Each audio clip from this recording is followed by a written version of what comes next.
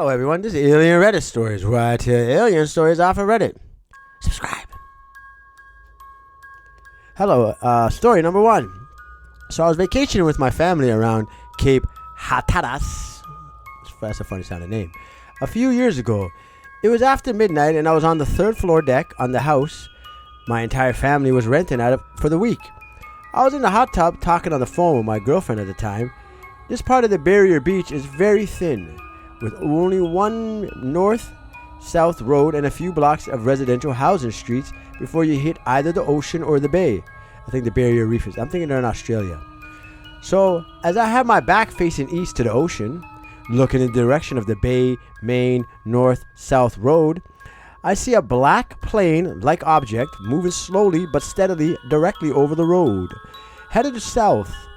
The object was so close, I felt as if I could jump up off the deck and touch it. It seemed to have about a 10-foot wingspan or so. There were no lights and it was silent. As soon as I saw it, I was stunned and freaked out beyond belief. After it passed the house, I got out of the hot tub, ran over to the other side of the deck, and tried to watch as it kept traveling. I then started freaking out on the phone, relaying this experience. I sat in the hot tub, facing the same direction, and about 20 minutes later, I was still on the phone and had to calm down and was discussing some other object. All of a sudden, directly above me, headed northwest, originated from the ocean behind me, was the effing plane UFO thing. I absolutely lost my ish on the phone that it had returned. And not only had I seen the same object twice, but it flew right over my effing head.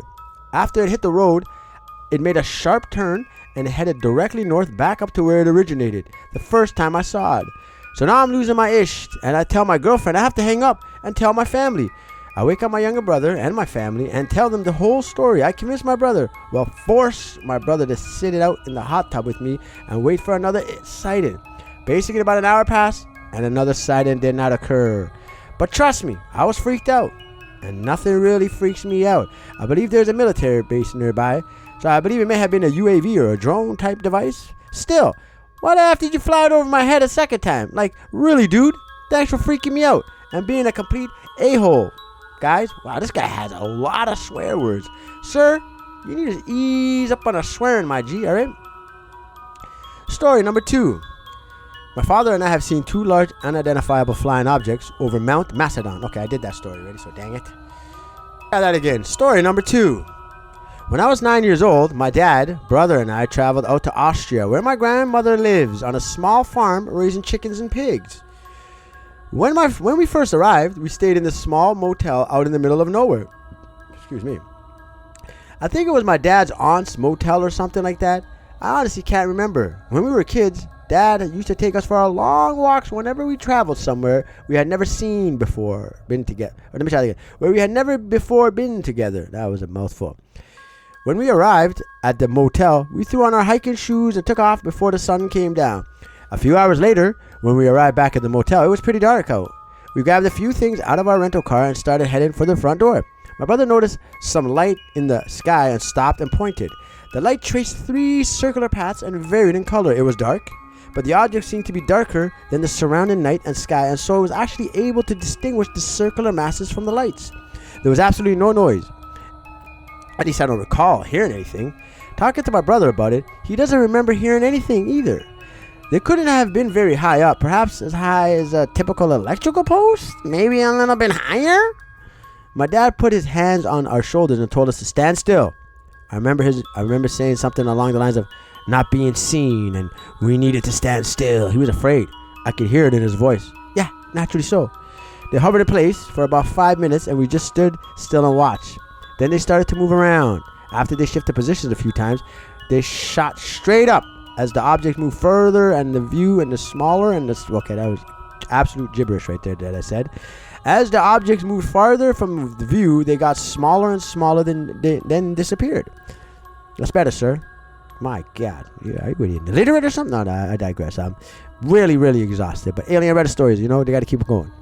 The movement was gradual, but still very fast. They were pretty much there and then not.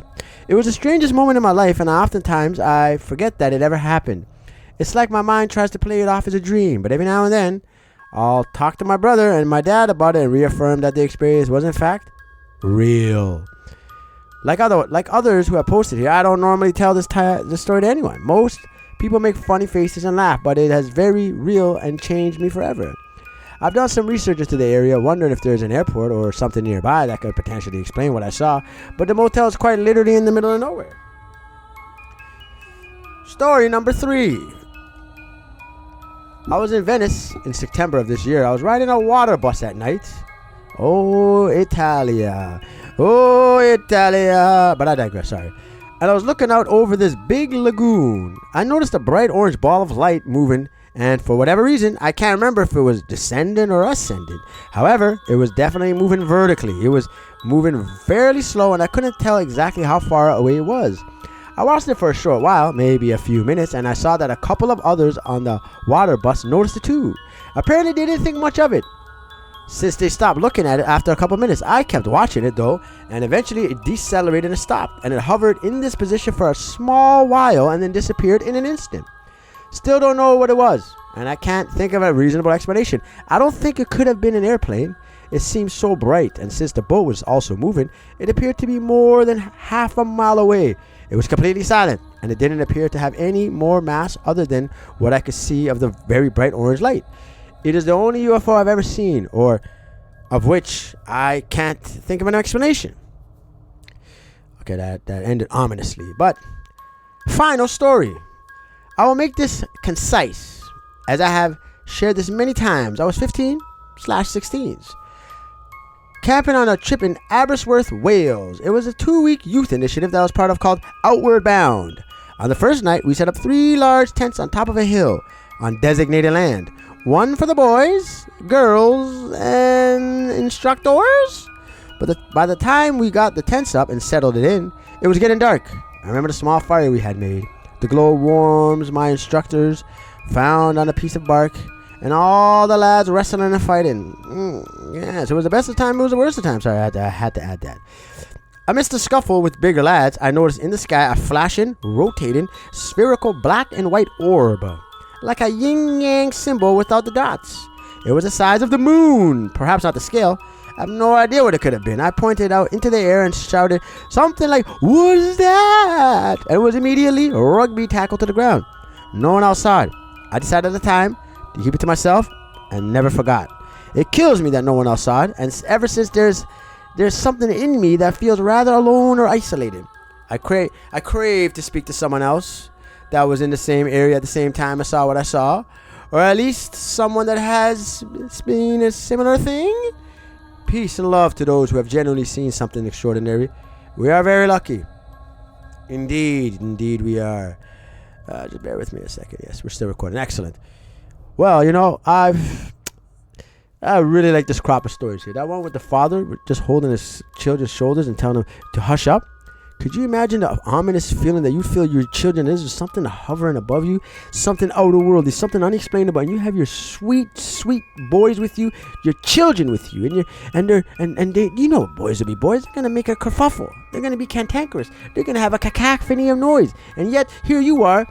You must be the congealed mass of steadiness and steadfastness. You must yield not to the pressures of the world or the universe in this case, but you must yield to the pressures of fatherhood and save your children. That was an awesome preamble. I said it. You're welcome. But no, honestly though, imagine you had to just save your children. Like I would have to cover the my kids are rambunctious, and they're very, very skittish, like baby goats, like kids. No, okay, I kid you, of course it's a joke. But no, seriously, the guy had to save them. As for the last guy's story, the guy on the Outward Bound mission, he says, what's that? And then gets absolutely rugby tackled, gets sacked. He's levitated, and he can't bring himself to bring it up because it's gone. Because obviously that sounds like a rough crowd. Like you're gonna bring up like that kind of weirdo stuff to rugby kids. Rugby kids don't play that, man. They're outdoorsy. You know what I mean? They're all like, they're not scared of nothing. They're 15, they're 16, their T levels are up there. They're ready for the world. Here we are. And yet, he had such a melancholy. He was so deprived. You could hear it in his statements. He just wishes he could discuss it. He craves. He has a yearning to discuss it with someone, anyone who was there, to make sense of the unsensible. I know how you feel, young man. I feel the same way. I'm here on Alien Reddit Stories because of that feeling. That feeling that you had then, I have now. I still have. I'm making these stories as a way to kind of soothe my own cravings, my own need to understand.